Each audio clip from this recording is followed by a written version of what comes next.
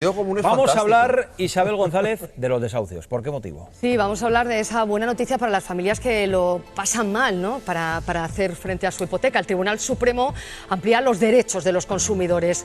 No admitirán desahucios con menos de 12 meses de impago. Fija a partir de ahora el criterio para las ejecuciones hipotecarias una vez que el Tribunal de Justicia de la Unión Europea declarase abusivas las cláusulas de vencimiento anticipado. El Supremo entiende que deben ser sobreseídos todos los procedimientos anteriores a 2013 y los posteriores a esa fecha cuando las cuotas impagadas no superen el 3% del capital concedido, como decimos, esas 12 cuotas mensuales. Ricardo.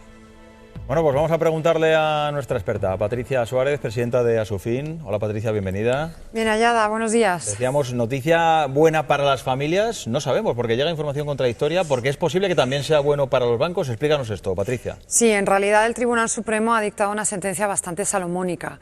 Es decir, había muchas familias que estaban en un proceso de desahucio con una cláusula abusiva, que es la cláusula de vencimiento anticipado, porque se permitía a las entidades financieras exigir el total de la deuda con una sola cuota de impago o incluso con 2 cuotas de impago. Y esto se consideró desde la Unión Europea que era abusivo, porque no le puedes pedir a una persona que te falla en una cuota 1.000 euros mes o 2 meses el total del capital y que había que esperar más. Lo recogió así la ley de crédito hipotecario, recogió que a partir de 12 meses era un periodo más razonable, pero ¿qué pasaba con esos 17.000 desahucios, 17.000 ejecuciones hipotecarias que están todavía paralizadas? No se sabía si había que aplicar la nueva ley, si había que expulsar la cláusula del contrato y archivar el procedimiento.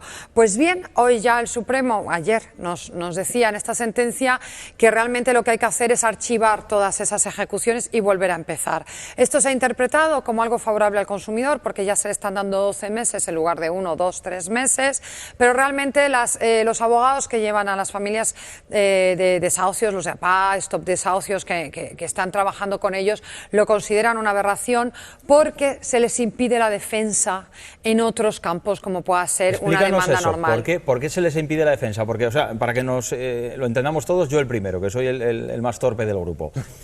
Antes, si tú dejabas de pagar la hipoteca, por ejemplo, al segundo o tercer mes, el banco ya podría pedir una orden de lanzamiento, una orden de desahucio de tu vivienda, y ahora tiene que esperar al menos un año a que se realice esa orden de lanzamiento, ¿o no? Lo que pasa es que cuando el predisponente, que es el banco, te ha puesto una cláusula que es abusiva, tiene que pagar por ello.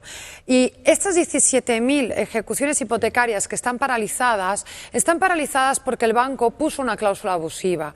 Lo que pedían estas familias es que se cumpliera con lo que decía la sentencia de la Unión Europea del 26 de marzo de este mismo año, que es, dígale usted al consumidor, pregúntele si quiere seguir con esta ejecución o si prefiere irse a un proceso declarativo. Y ahora la gente me estará diciendo, ¿y cuál es la diferencia? Por favor, explícamelo ya.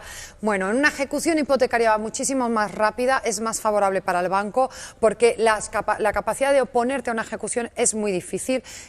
Enseguida te viene la subasta y pierdes la casa. Si te vas a un proceso declarativo, tu abogado tiene más argumentos de derecho para defenderte y a lo mejor se puede pactar la subasta, se puede pactar la entrega, puedes llegar a un acuerdo, puedes llegar a otras soluciones menos perjudiciales para el afectado. Decía Juan, Patricia, una decisión salomónica por parte del tribunal que contenta por un lado a las familias, por otro lado también a los bancos, pero es que sigue siendo, yo creo, la gran espada de Damocles de muchas familias en nuestro país. Eso de tener que llegar a fin de mes, de tener que solventar la hipoteca, el alquiler, el que lo tenga, y los desahucios es que siguen estando, por desgracia, a la orden del día también. Yo creo que es que nos han engañado también con la obsesión por la propiedad. Sí. Es decir, en este país, si no tienes una casa, parece que no, que no eres ser humano, ¿no?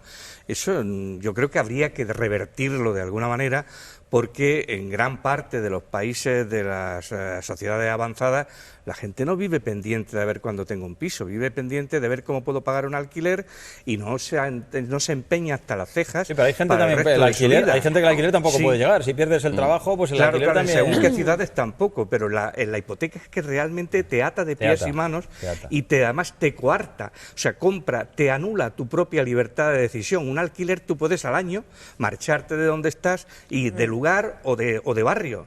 En una hipoteca estás atado de por vida en estos momentos a 30 años, cuando tienes 25 años, 30, 35... No sé por qué me da que Juan no tiene hipoteca. Claro. No sé por qué me da que no tienes hipoteca, Juan. La he sufrido.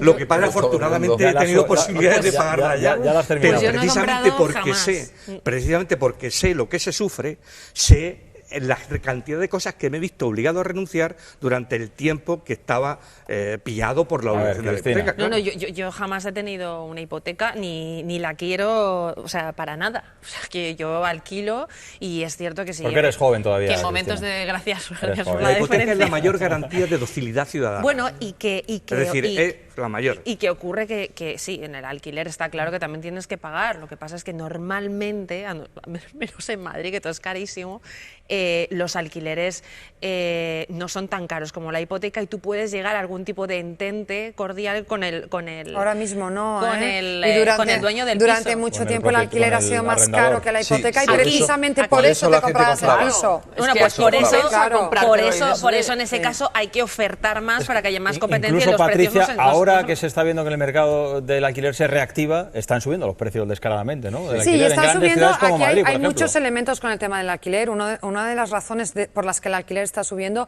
es precisamente los tipos negativos. Es decir, el dinero no te renta nada en el banco y entonces la gente invierte en comprar un piso para sacarlo al alquiler porque es más rentable, está al 10% es que el dueño del piso, de rentabilidad. El dueño del piso también es una persona trabajadora, con un sueldo muy normal, que si le falla el inquilino de repente pues se va a la porra y eso es así. El problema de la propiedad además es no solamente para los propios ciudadanos españoles, sino para el sistema bancario. El sistema bancario español está hipotecado. ¿Y qué quiero decir con esto? Que uno de sus productos estrellas es la hipoteca.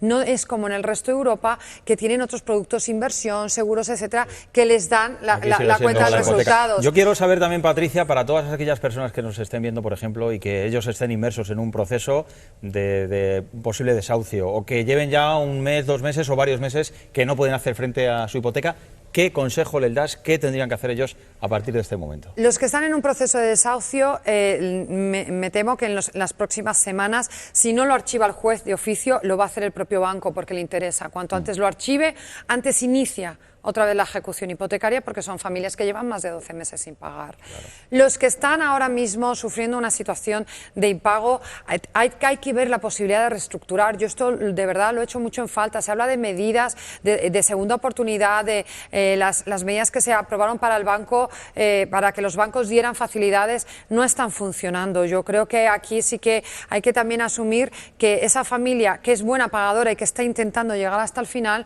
ha habido también una concesión de préstamo irresponsable y el banco tiene que también pagar su parte de esto y que esas familias a lo mejor no pierdan su casa o por lo menos no se queden como la mayoría de las familias que han perdido su casa, además con una deuda, con las costas y con los intereses que... Ese para mí es el problema fundamental. Que es bestial. Ese es el problema esencial. Es tremendo. Porque, es decir, puede llegar un momento en el que digas, no me queda más remedio que quedarme sin la casa, porque oye, porque la vida... Sí, porque no puedo, no llego. Sí, pues no es imposible y no tienes más remedio. Tampoco te va a regalar nadie una casa, porque sí, es decir, pero...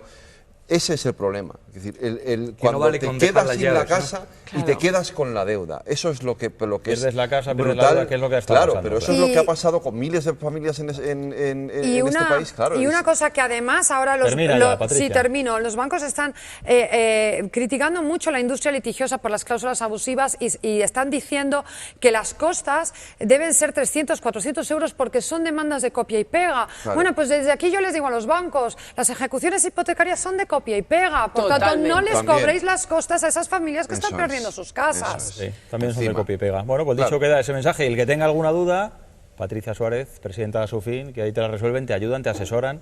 Sí, que sois fantásticos. Gracias, Patricia. Hacemos una labor y gracias al apoyo de todos, además de nuestros asociados y de vosotros que nos dais voz. Gracias, Patricia Suárez. Bueno, vamos con más asuntos.